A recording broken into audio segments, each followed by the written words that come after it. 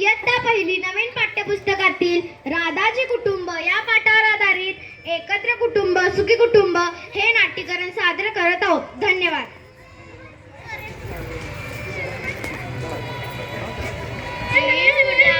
राधा अजून शाळेतून कशी आली नाही? अगं येतच असेल, तुझी नेहमी गडबडच असते. अगं हल्लीच्या बाजारातील औषधे मारलेली भाजी खावीशीच वाटत नाही. तोपर्यंत मी आपल्या परसबागेतील भाजी तर काढते. चल दोघं मिळून काढू. अगं बाई माझी राधा आली. माझ्या नातीचा हसणं पाहून फोटोच भरते बघ गंगू. हो ही राधा म्हणजे आपल्या या घराचा वंशाचाच दिवा आहे. अगं दिवास तेवढा प्रकाश देतो का, पण तीही भरपूर प्रकाश देते. अरे हो हो खरं बोलला बघा आई बाबा. आज मुली सर्व क्षेत्रात गगनभरारी घेते. अगदी सायकल स्वारापासून ते पायलट पर्यंत त्या सुकर झाले आहेत. रेक्टर पासून ते कलेक्टर पर्यंत त्या आपल्या जबाबदारी चोखपणे पार पाडत आहेत. आणि हो आपल्या घरी स्त्री पुरुष समानता आहे. आम्ही मुलगी मुलीला मुलगाच मानतो आणि एकाच मुलीवर कुटुंब आपण समाजासमोर एक चांगला आदर्शच ठेवलेला आहे. मुलींना शिकू छान आपला देश बनेल महान.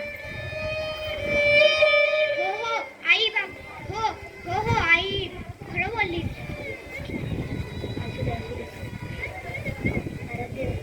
हो हो आई आजच आमच्या शाळेत प्रभात फेरी निघाली आणि कारण कालच मुलींनी क्रिकेटमध्ये वर्ल्ड कप जिंकला. आम्ही घोषणा देऊन आनंद उत्सव साजरा केला बघ.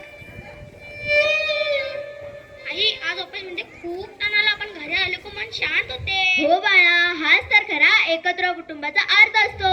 मायेचा समाधानाचा ठाव असतो. आजी एकत्र कुटुंब म्हणजे काय? बाळा एकत्र कुटुंब म्हणजे झाडांच्या फांद्यांसारखं असतं. सगळ्या फांद्या वेगळ्या पण मूळ मात्र एकच. चला चला दूध गरम झालं असेल आपण दूध घेऊ. दिवाबत्तीची वेळ झाली. चला चला एकत्र कुटुंब आनंदी कुटुंब.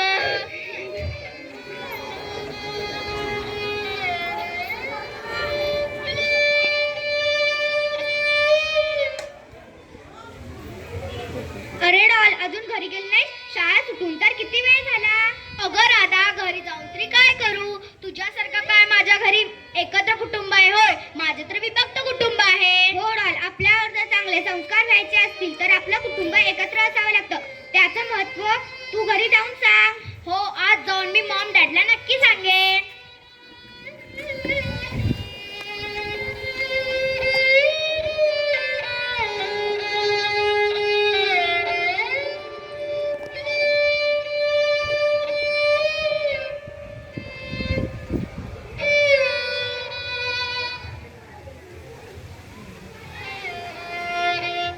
अरे डॉल किती मोबाईल बघतीस डोळे जातील. अगं मॉम गेम खेळताय दिसत नाही का तुला? आणि तुझ्यासारखं मैत्रिणींशी चॅटिंग करते. अगं पण अभ्यास वाट पाहतोय. मीही आताच ड्युटीवरून आले. मलाही मैत्रीच्या बर्थडे पार्टीला जायचं आहे. अरे मी तुमच्या साऱ्या वागण्याला वैतागले. ही पोर घरी आली की हिला मोबाईल सुटत नाही, तुझ्या पाट्या मिटत नाही, मला ऑफिस सुटत नाही.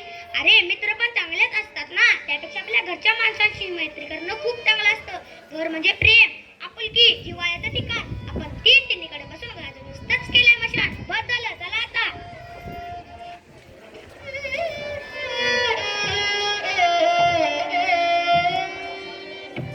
फडाची काढ करून पोराला शिकवलं. शिकली सवरलेली सून गेली. कातर म्हातारपणी नातवंड आपल्या पाठीशी काठी बनून उभं राहतील. होय ग नातीला अंगा खांद्यावर खेळवावं, चार चौकात फिरवावं, लई हौस होती बघ. समधी हौस मरून गेली. मलाही आपल्या नातीला गाल भरवावं, पटापटा मुक घ्यावं, तिच्यासाठी अंगाई गावं, खुशीत घेऊन झोपावं. लई सपान बघितलं होतं. आता फक्त सर्गात जायची वाट बघायची. अगं शिकल्या सवरल्या पोरांना आज म्हातारे वडील अडसर व्हायले, नातवंडापासून दूर करायले. चार मातीच्या भिंती बघत बसायची हे आली. धड डोळ्यांनी दिसत नाही, भाकरी भाजत नाही, कच्च पच्च खाऊन पोटाची आग विझवतोय. आता जगायचं तर कोणासाठी? आता जगायचं तर कोणासाठी? कोणी घर देता का घर? कोणी प्रेम देता का नातवंडाचं प्रेम?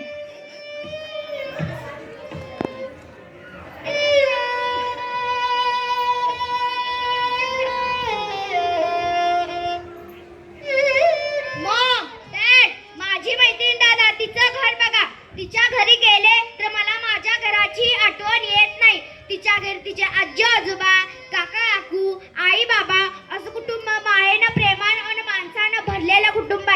आमच्या घरी मॉम ऑफिस मैत्रींच्या पार्ट्या, डॅड ऑफिस सोशल मीडिया, नाही तर सतत मोबाईल. तुम्हाला दोघांना मोबाईलच होता तर मला जन्माला तरी कशाला घातला? मॉम सांगा डॅड. मला आजी आजोबांपासून दूर केला, त्यांच्या प्रेमाला पोरके केला, मला काका काकींची ओळख सुद्धा करून दिला नाही. डॅड, आता आमच्या शाळेत मला मूल्यवर्धनचे धडे मिळत आहेत. आपल्या मित्रमैत्रिणींशी कसे वागावे, आपल्या यशाचा मार्ग कसा निवडावा, नाती कशी सांभाळावीत, हे सर्व संस्कार धडे मला शाळेतूनच मिळत आहेत. खरंच डॉल, तू वेळीच आमचं डोळं उघडलेस. आम्ही नुसती पैशाच्या मागे धावलो, नात्यांना वेळच देऊ शकलो नाही. हो डॉल, एकत्र कुटुंब सांभाळू शकलो नाही म्हणून आम्हाला कुटुंबाचं सुख घेता आलं नाही, जीवनाचा खरा आनंद घेऊ शकलो नाही. आई बाबा, तुम्ही रडू नका, आपण आपल्या आजी आजोबांकडे जाऊ.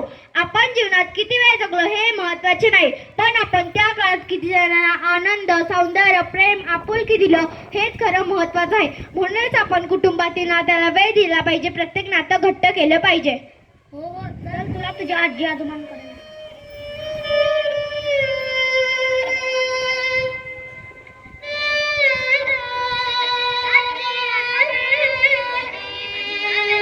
आता माझं भरलं घर झालं, आता मी डोळे मिटायला मोकळी झाले.